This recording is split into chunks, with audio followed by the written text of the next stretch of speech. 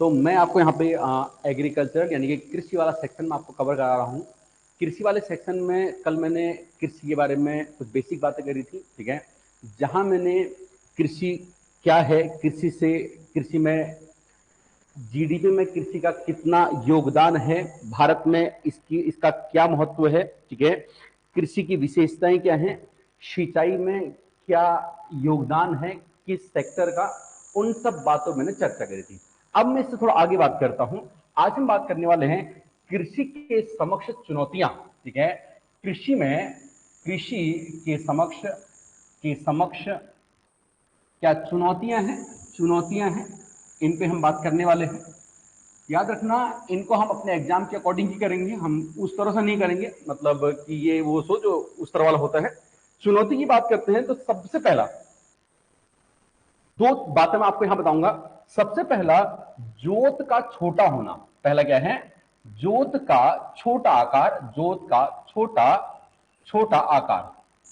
जोत का छोटा आकार से सर मतलब क्या है? इससे मतलब ये है, जैसे ठीक है, भारत में क्या है कि ये एक जमीन का टुकड़ा है। भारत में समस्या क्या है? ये एक जमीन का टुकड़ा है, और इस जमीन के टुकड़े में ये एक छोटा सा एरिया किसी आदमी ए का है, ये छोटा सा एरिया किसी आदमी बी का है, ये छोटा सा एरिया किसी आदमी सी का है, ये छोटा सा एरिया किसी और का है, ये किसी और का है।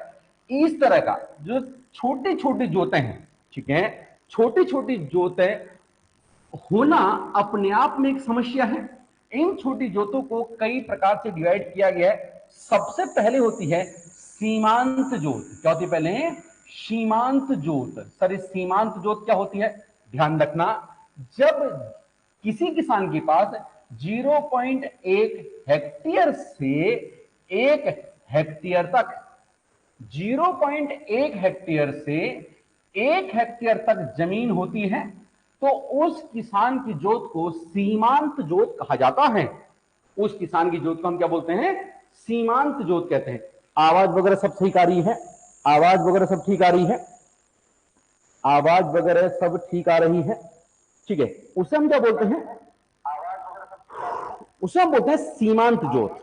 सीमांत जोत, ठीक है। अब देखिए समझा पे, जरा एक बात मैं आपको और बता देता हूं, वो ये कि भारत में 67% जो किसान हैं, भारत में 67% जो किसान हैं, उनके पास सीमांत जोतें ही हैं। मतलब अगर आप देखोगे, एक बड़ी समस्या के तौर पर यह दिख रहा है कि 67% जो किसान हैं, उनके पास सीमांत जोत है, 1 हेक्टेयर से बहुत कम जोत है, ठीक है। तो ये किसान कैसे हैं? एक बहुत गरीब किसान है। ये किसान कैसे हैं? बहुत ज्यादा गरीब किसान है, ठीक है। 1 हेक्टेयर का कभी आपसे कोई पूछ दे, सर 1 हेक्टेयर कितना होता है, 1 हेक्टेयर कितना होता है, तो आप नॉर्मली आप बता देना, 1 हेक्टेयर बराबर 100 मीटर, 100 मीटर लंबा, 100 मीटर लंबा, ठीक है, 100 मीटर लंबा गुणा 100 मीटर चौड़ा। 100 मीटर लंबा गुणा 100 मीटर चौड़ी जो जमीन होती है, इस जमीन को हम क्या बोलते हैं? 1 हेक्टेयर कहते हैं। 100 गुणा 100 कितना हो गया? 10,000। कितना हो गया? 10,000। मीटर गुणा मीटर कितना हो गया? वर्ग मीटर, ठीक है। यानी 10,000 वर्ग मीटर जो जमीन होती है, उसे 1 हेक्टेयर कहा जाता है। आप ये समझ लीजिए। दूसरा देखिए यहाँ पे, दूसरी जोत जो होती है उसे हम बोलते हैं छोटी जोत या छोटी जोत, ठीक है। दूसरी होती है छोटी जोत।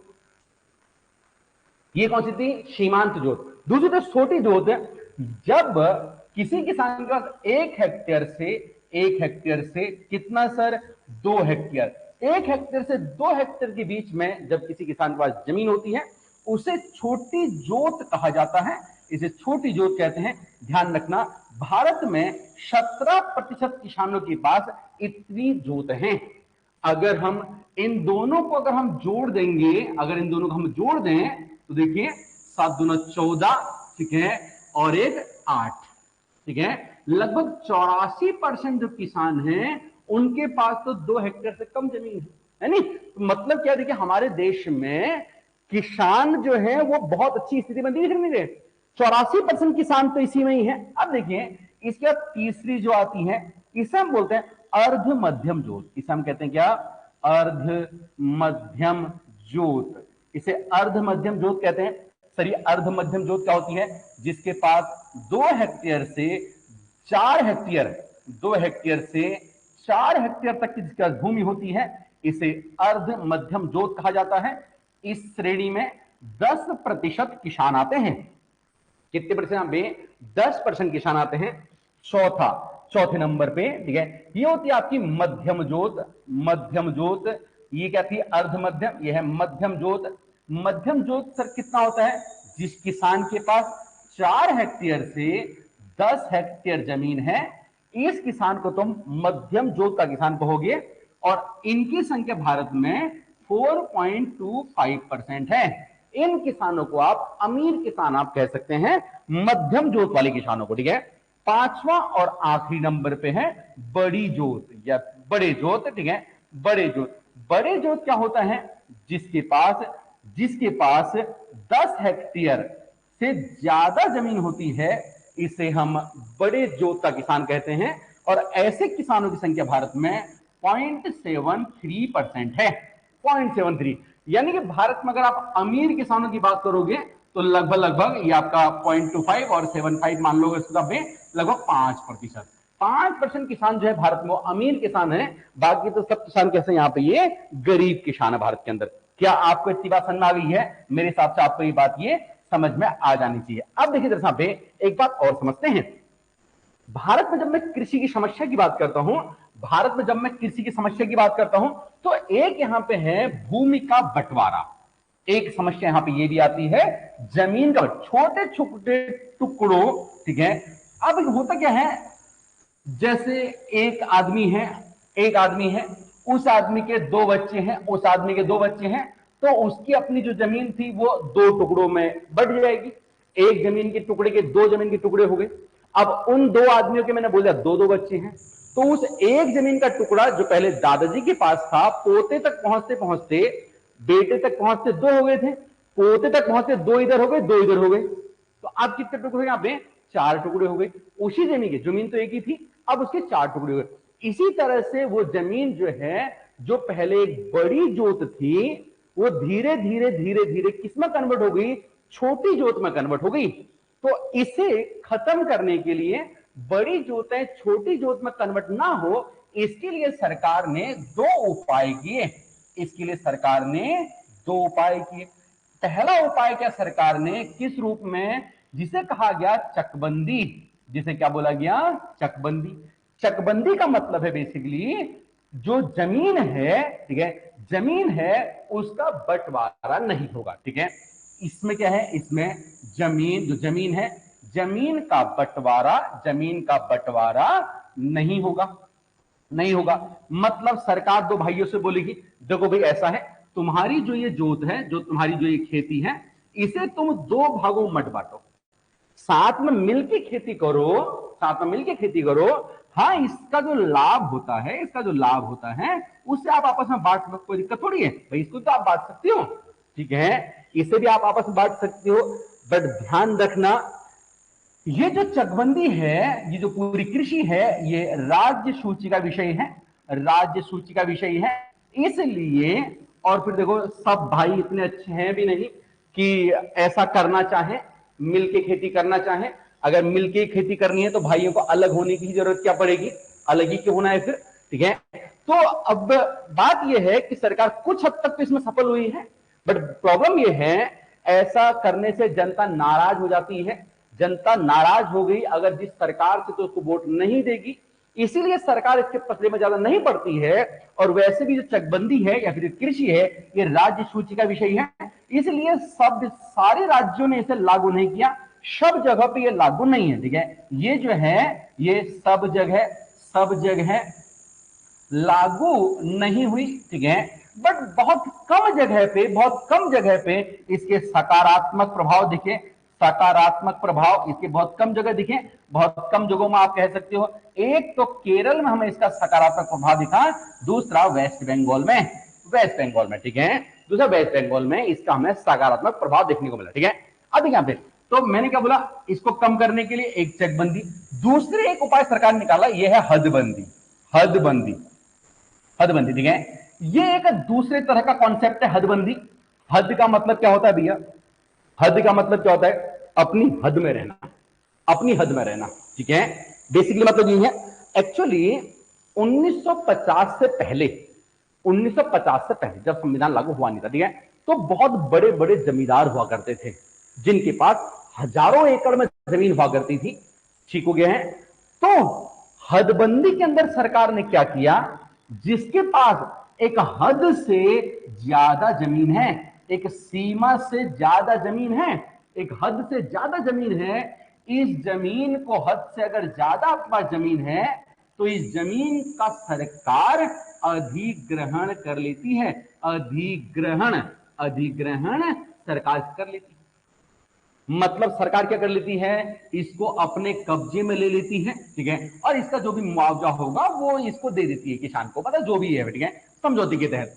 याद रखना, इस इसका मूल उद्देश्य जो था, मूल रबे, वो भारत से जमींदारी, भारत से जमींदारी प्रथा को समाप्त करने के लिए इसको खिलाया गया।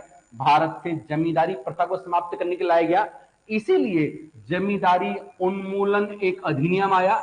जमींदारी उन्मूलन, उन्मूलन बोले तो क्या है, समाप्त करना, जमींदारी को समाप्त करना। उन्मूलन का मतलब होता है समाप्त करना, जमींदारी को समाप्त करना, ठीक है। जमींदारी उन्मूलन एक अधिनियम लाया गया। सर ये अधिनियम कब आया? 1950 में। ये अधिनियम कब आया पे? 1950 में ये अधिनियम आया। सरकार ने क्या किया, जिनके पास हद से ज्यादा जमीन थी उस जमीन का अधिग्रहण कर लिया। किसके तहत? जमींदारी उन्मूलन अधिनियम 1950 के तहत। और ये जिस जमीन को इन्होंने अधिग्रहण किया, ये जमीन सरकार ने भूमिहीन किसानों को पट्टे के दौर पे दे दी, है ना। तो ये जमीन किसानों के अभी ये कहां दे दी? भूमिहीन, भूमिहीन किसानों को दे दी, ताकि देश में कृषि को अच्छे से किया जा सके। क्या आपको मेरी बातें समझ में आ गई हैं? क्या आपको चकबंदी और हदबंदी दोनों समझ में आ गई हैं? अब जरा सा मैं कुछ बातें आगे करना चाहूंगा। देखिए समझा पे, जब हम कृषि में ही थोड़ा आगे बात करते हैं। खेती तो हो गई भैया, किसानों ने खेती तो कर ली, धान गेहूं गन्ना जो भी था वो उगा लिया। अब बात यह है, सर उसे बेचना कहां है? उसे बेचना कहां है? यानी कि एग्रीकल्चरल मार्केटिंग की बात करते हैं। किसकी बात करते हैं हम? Agricultural marketing. इसे हिंदी में बोलते हैं कृषि, हिंदी में बोलते हैं कृषि विपणन।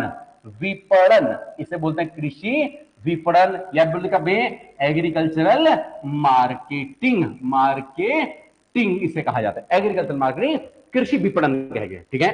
देख कृषि विपणन की जब हम बात करते हैं तो आपको यहां पे याद रखनी है एक संस्था, एक संस्था आपको यहां पे याद रखनी है। इसका नाम है नाफेड। क्या नाम है इसका पे?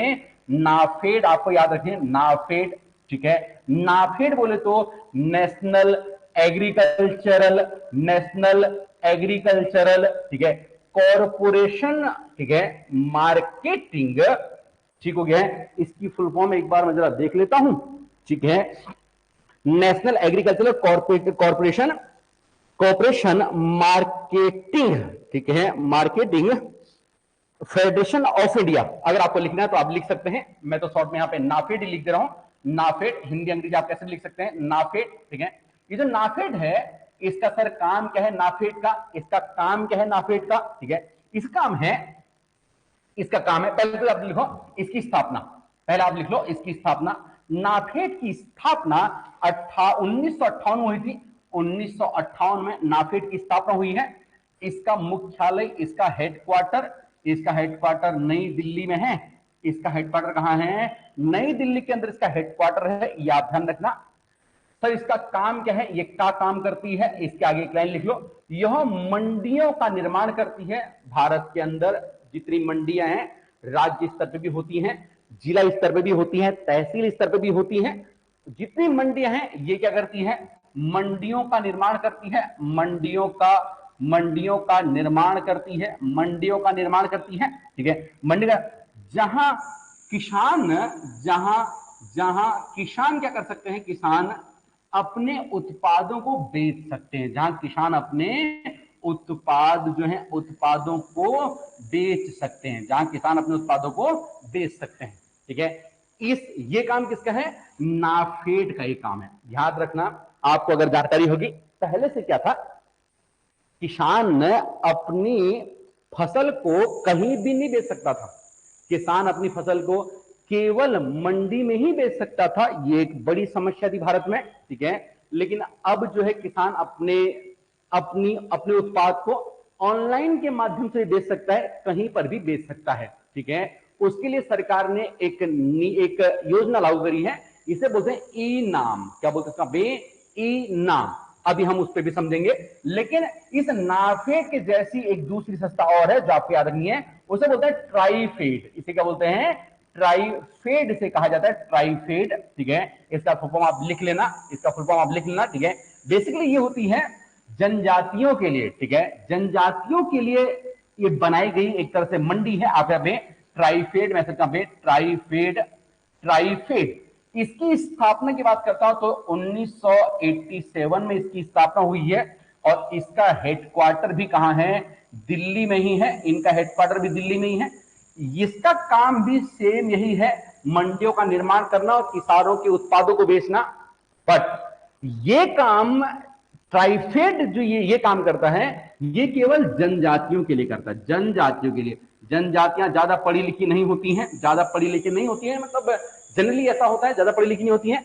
इस वजह से जनजातियों को कोई जो बिचौलिए हैं वो बेवकूफ ना बना लें, इन्हें लूट ना लें, इसके लिए ट्राइफेड अलग से एक ऑर्गेनाइजेशन बनाई गई है। इसके अलावा एक आपको याद रखना है इसमें ई नाम आपको याद रखना है, ई नाम, ठीक है। ये क्या है? ये एक राष्ट्रीय बाजार है, एक नेशनल मार्केट है। ये नेशनल मार्केट है, नेशनल एग्रीकल्चरल मार्केट, NAM। ई का मतलब क्या है सर? इलेक्ट्रॉनिक, ठीक है, इलेक्ट्रॉनिक। ये नेशनल एग्रीकल्चर मार्केट है। एक ये मैं यहां पर लिख देता हूं, क्या ये? एक राष्ट्रीय बाजार है, ये एक राष्ट्रीय बाजार है, ठीक है। जो क्या जिसका काम क्या है? देश के अंदर जितनी भी मंडियां हैं, इन सभी मंडियों को आपस में कनेक्ट करना इसका काम है, ठीक है। इसका काम क्या है? आपस में मंडियों को कनेक्ट करना। और जो किसान है वो किसान क्या कर सकता है? इन मंडियों में ऑनलाइन कहीं भी अपने उत्पाद को जहां उसे लगता है कि उसे सही वैल्यू मिल रही है, वहां पर उसे वो बेच सकता है, ठीक है। इसे हम क्या बोलते हैं? ई नाम कहा जाता है। क्या आपको ये कहानी समझ में आ रही है? ठीक है। तो मैंने बात करी कृषि विपणन की। अगर आपको कोई समस्या है तो आप कमेंट सेक्शन में मुझे बता सकते हैं। ई नाम की हम बात करते हैं, ई नाम की हमने बात करी है। अब देखिए यहां पे हम बात करते हैं कृषि विपणन के बाद हम थोड़ी सी और आगे चर्चा करते हैं। हम कृषि के प्रकार, हम जरा बातें करते हैं कृषि के प्रकार पे। किस बात कर रहे हैं हम लोग? अब कृषि कितने प्रकार की होती है, जरा हम इस पे बात कर लेते हैं कि आखिर कृषि कितने प्रकार की होती है। देखिए, जब मैं कृषि के प्रकार की बात करता हूं तो आपका यहाँ पे कुछ प्रकार आपको याद रखने हैं। सबसे पहले होती है पूंजीवादी कृषि। पहली कौन सी होती है? पूंजीवादी कृषि। सर ये पूंजीवादी कृषि क्या होती है?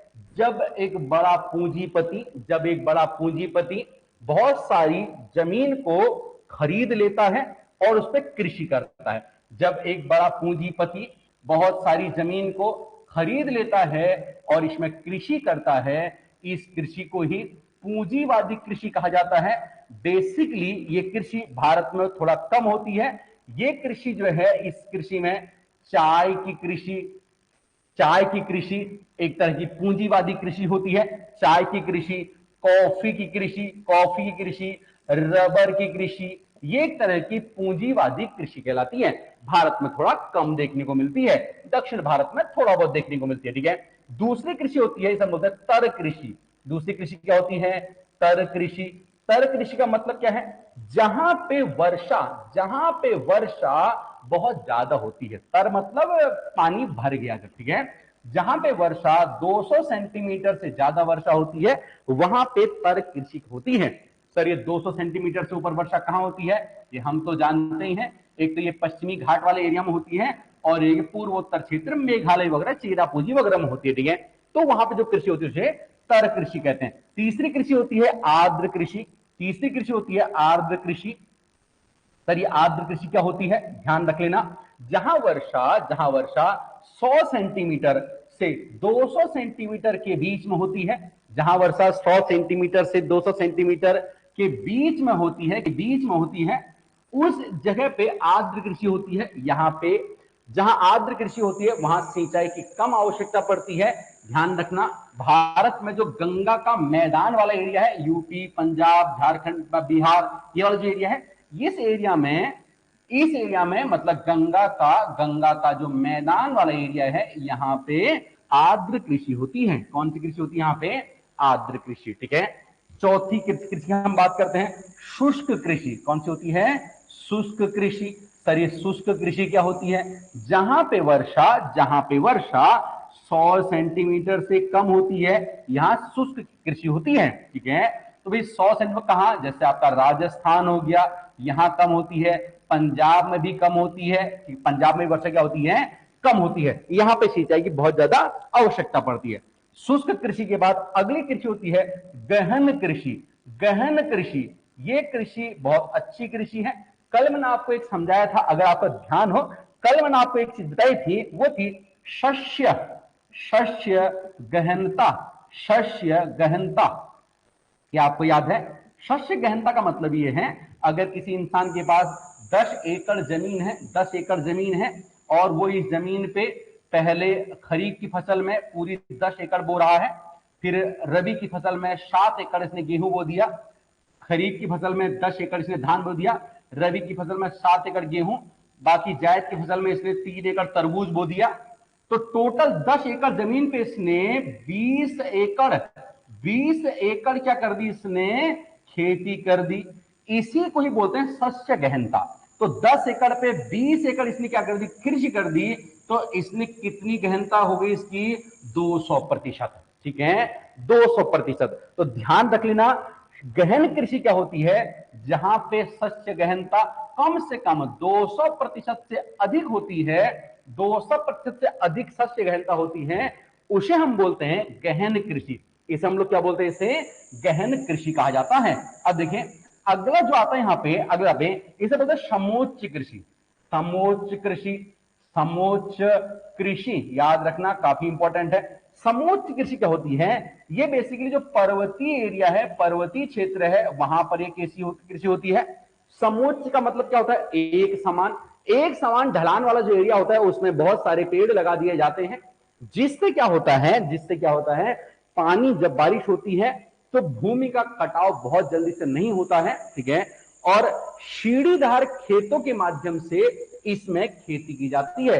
पर्वतीय क्षेत्र में खेती की जाती है, कैसे की जाती है सर, सीढ़ीदार खेती इसमें की जाती है, सीढ़ीदार खेती इसमें की जाती है। ठीक है, ताकि भूमि कटान जल्दी से नहीं हो पाए। ठीक है, अगली जो कृषि होती है, अगली कृषि, इसे बोलते हैं कार्बनिक कृषि सर क्या होती है, देखिए ये एक तरह की जैविक कृषि है। एक तरह कैसी है, ये जैविक कृषि है। इसमें जो उर्वरक होते हैं, उर्वरकों का प्रयोग नहीं किया जाता है, इसमें खाद का प्रयोग किया जाता है, केंचुए का प्रयोग इसमें किया जाता है। किसमें, कार्बनिक कृषि में। ऑर्गेनिक जो एग्रीकल्चरल फार्मिंग होती है, इसमें इसका प्रयोग हम नहीं करते हैं। ध्यान रखना, इसके लिए सरकार एक जैविक एक्ट भी लेकर के आई है 2019 में। उत्तराखंड की सरकार 2019 में जैविक एक्ट लेके आई है। जैविक एक्ट लाने वाला उत्तराखंड पहला राज्य है, आपको यह भी पता होना चाहिए। ठीक होगा, ठीक है। और ध्यान रखना, ये जैविक कृषि आया है 2019 में उत्तराखंड में। जैविक कृषि करने वाला प्रथम राज्य उत्तराखंड नहीं है, यह है सिक्किम। ठीक है, यहाँ पे सिक्किम है। और जैविक कृषि उत्तराखंड में कब स्टार्ट हुई है, 2019 के तहत यहाँ पे जैविक कृषि एक्ट लाया गया है। कोई दिक्कत नहीं किसी का पे, ठीक है, एक बार तरह से चेक कर लेना। ठीक है, हालांकि ये 2019 ही होना चाहिए है। जैविक कृषि एक्ट मुझे याद आ रहा है उत्तराखंड में 2019 में ही ये लागू हुआ है। ठीक है, ठीक है। चलिए लास्ट आपको एक और धरना पे, एक आपका पे मिश्रित कृषि।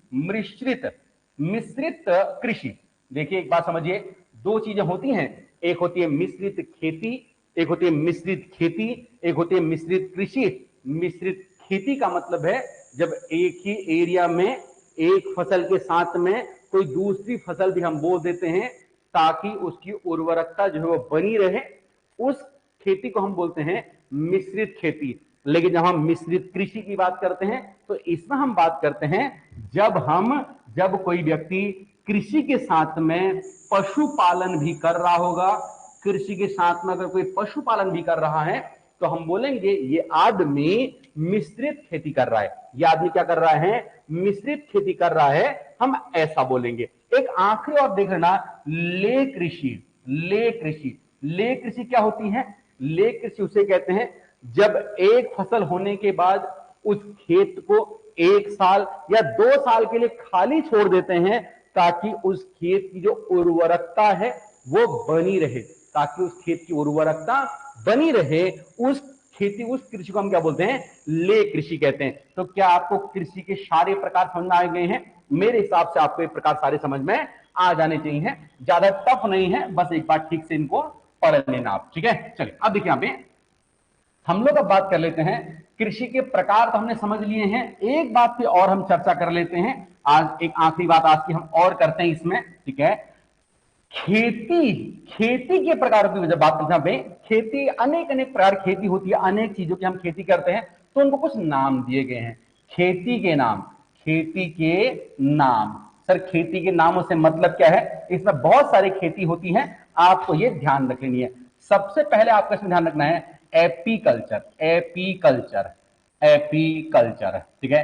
एपीकल्चर हम बोलते हैं मधुमक्खी, मधुमक्खी पालन। मधुमक्खी पालन को हम एपीकल्चर कहते हैं, ठीक है ना। देखिए मधुमक्खी पालन को हम क्या बोलते हैं? एपीकल्चर। एपी बोलते हैं जो पीने वाली एपी आती है ना, पीने वाली एपी, ठीक है। ऐसा आप ध्यान रखना भाई, एपी जो है वो मधु ही बना रही है, मधु पी रही है। एपी कौन पी रहा है? मधु पी रही है, आप ऐसे ध्यान रखना। दूसरा है आपका यहाँ पे PC culture. PC culture, PC culture, PC culture ये होता है आपका मत्स्य पालन। मत्स्य पालन, मत्स्य पालन, ठीक है। जब भी हम मछली बनाते हैं तो भाई हमको मसालों को पीसना पड़ता है, उसके बाद ही हमारी मछली पकती है। तो भाई मत्स्य पालन कैसा है? पीसी कल्चर है। मत्स्य पालन कैसा है? पीसी कल्चर है।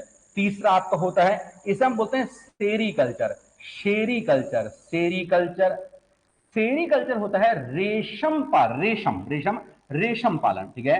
रेशम का जो कीट होता है उसका हम पालन करते हैं, रेशम पालन, ठीक है। सेरीकल्चर, देखिए अभी आपको अगर पता हो सेरी हम बोलते हैं सिद्धू पाजी को। जो सिद्धू पाजी है उन्हें सेरी पाजी कहा जाता है। तो भाई आप ध्यान रखना, सिद्धू पाजी बहुत अमीर हैं इसलिए वो रेशम के कपड़े पहनते हैं, है ना। तो हम ऐसा ध्यान रख लेंगे तो थोड़ा सा हमें ध्यान ये रह सकता है लंबे समय तक, ठीक है। अगला आपका होता है यहाँ पे, अगला आपका होता है, आपको ध्यान रखना है पोमीकल्चर। पोमीकल्चर, पोमीकल्चर, पोमीकल्चर, पोमीकल्चर ये होता है फलों का अध्ययन। ये आपने, ये फलों का उत्पादन, फलों का जो उत्पादन है, उत्पादन, ठीक है। देखो पोमीकल्चर, ठीक है। पोमीकल्चर ये फलों से संबंधित है, फ्रूट से संबंधित है। फलों को हम पकाने का काम करते हैं, फलों को पकाने का हम काम करते हैं, तो थोड़ा बहुत रिलेट हो रहा है, ज्यादा नहीं, फिर भी आप ध्यान रखना। पोमीकल्चर फलों को पकाने का काम, पकाना, फलों का पकाना, ठीक है, पोमीकल्चर कहलाएगा।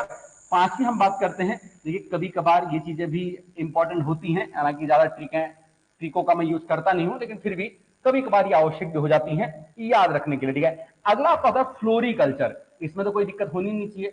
फ्लोरीकल्चर, फ्लोरीकल्चर सर ये क्या है? ये तो फलों का उत्पादन, फलों का उत्पादन, फलों का उत्पादन, ठीक है। छठा अगला आपका होता है यहाँ पे horticulture. Horticulture, horticulture, horticulture, horticulture तो आपने सुना होगा, हॉर्टिकल्चर तो आपने सुना होगा बागवानी। जो बागवानी है इसे हॉर्टिकल्चर कहा जाता है।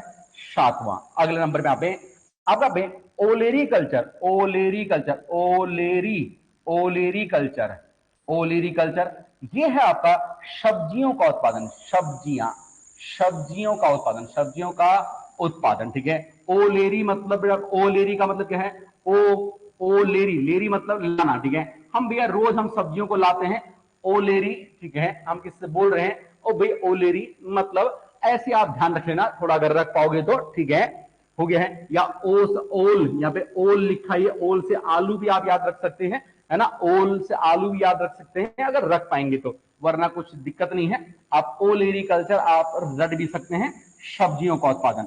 8वें नंबर पे silviculture, silviculture, silviculture, silviculture. Silviculture जो है ये वनों का संरक्षण, वनों का जो संरक्षण है, संरक्षण, इसे इसे सिल्वीकल्चर कहते हैं, है ना। वनों और झाड़ियों का, ठीक है, मतलब ये जो लकड़ियां होती है ना, लकड़ियों का संरक्षण। देखिए यह है सिल्वीकल्चर। देखिए सिल्वीकल्चर, आपने एक नाम सुना होगा शिल्पा शेट्टी। शिल्पा शेट्टी योग करती है बहुत ज्यादा, बाबा रामदेव को जब फॉलो करती है, तो शिल्पा शेट्टी ने अपने आप को लकड़ी जैसा बना लिया है योग कर करके, है ना। सिल्वीकल्चर वनों का संरक्षण, याद रख लेना, अगर रख पाओ तो, ना रख पाओ तो रट लेना, ठीक है। अगला देखिए यहां पे, अगला है ओलिवीकल्चर, ओलिवीकल्चर, ओलिवी, ओलिवीकल्चर, ओलिवीकल्चर। सर क्या है, जैतून, जैतून का उत्पादन, जैतून का उत्पादन, जैतून का उत्पादन से संबंधित है कौन सा, ओलिवीकल्चर। किससे है, जैतून के उत्पादन से, ठीक है। अगला 10वें नंबर पे आप याद रखना भी, आप भी एरो, एरोपोनिक्स, एरोपोनिक्स आपको याद रखना है। सर एरोपोनिक्स क्या है, पौधे को हवा में उगाना, हवा में उगाना, ठीक है। एरो, एयर, एयर, एरो आप कैसे रखना भाई, एयर चाहिए हवा, ठीक है। तो पौधे को हवा में उगाना एरोपोनिक्स से कहलाता है।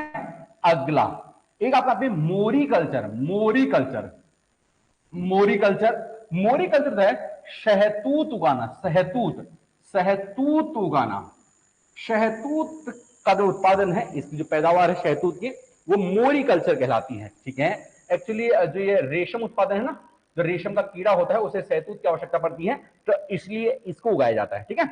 अगला यहां पे एक है वीटीकल्चर, विटीकल्चर, विटीकल्चर होता है अंगूर, अंगूर की खेती, अंगूर की खेती, है ना। देखिए आपने एक नाम सुना होगा वेटिकन सिटी, वेटिकन सिटी का नाम सुना आपने, विश्व का सबसे छोटा देश है वेटिकन सिटी, तो भाई अंगूर भी सबसे छोटा ही होता है ना, अंगूर छोटा होता है सबसे।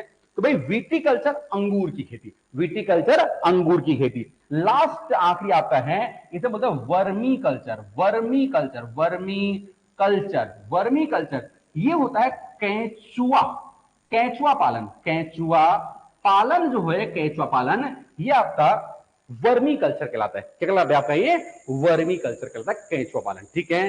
तो क्या आपको ये सारी बातें समझ में आ गई हैं, आपको बात सुना गई है। डेली का डेली याद करते चलना, जितना पढ़ा रहा हूं उतना पढ़ते चलना, ठीक है। इस बात हम तय रखते हैं। थैंक यू, शुक्रिया, ऑल द बेस्ट।